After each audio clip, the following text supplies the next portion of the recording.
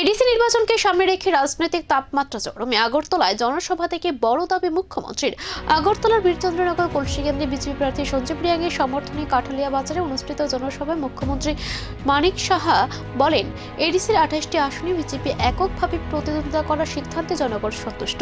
মানুষ এই সিদ্ধান্তকে সমর্থন করছে। মুখ্যমন্ত্রী তীব্রামাথার বিরুদ্ধে তোপ দেখে অভিযোগ করেন, তারা আতঙ্কের পরিবেশ তৈরি করতে চাইছে এবং মানুষকে বিভ্রান্ত করছে। তিনি আরও দাবি করেন, গত 5 বছর এডিসি উন্নয়নে কোনো কাজ করেনি মাথায়, বরং দুর্নীতিতে জড়িয়েছে। তিনি জনগণের উদ্দেশ্যে আহ্বান জানান, বুলেটের জবাব বুলেটে দিন এবং আগামী 12 এপ্রিল পদ্মফুল প্রতীকে ভোট দিয়ে বিজেপিকে জয়যুক্ত করার আবেদন জানান। এই সভায় অর্থমন্ত্রী প্রণজিৎ সিংহ রায়ের উপস্থিতিতে প্রায় 50 জন ভোটার বিজেপিতে যোগদান করেন। ভোট যত এগিয়ে আসছে ততই বাড়ছে রাজনৈতিক বক্তব্যের তীব্রতা। এখন নজর 12 এপ্রিলের ফলাফলের দিকে। এত জাগ্রত হয়ে গেছে, আপনি দেখেছেন আজকে কত লোক এখানে। আস্তে আস্তে মানুষ যখন জাগবে, তাহলে এইগুলো মারপিট করে গায়ের জুড়ে, আর এখন তো কি বলবো, গ্রেনেডও ছুটছে, পিস্তলও বের করছে।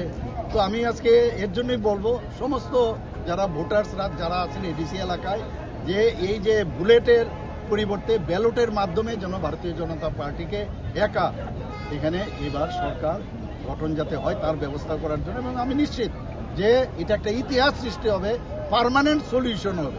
এতদিন ধরে কি হতো, যে আঞ্চলিক পার্টি হতো, তাদের উপর নির্ভরশীলতা থাকতো, এটার থেকে কাটিয়ে ওঠার জন্যই এটা। আর এইরকম একটা রাষ্ট্রবাদী চিন্তাধারার একটা মানে পার্টি সে সরকার করছে এখানে, কাজে বুঝতে পারছেন এটা পার্মানেন্ট সলিউশন হবে। Jene regnai senana ni bagoi khuteng bakha ulobe continue tongnai. Bai kene jene health sector jene limited fund jotun saimano phiaba jeng hospital jeng tabok tang tongo tabok ni modernized hospital almost paina ni phaijing thang tongo 150 bedded hospital completing thanai sakham jene bagoi bilaikhe jene tipra hai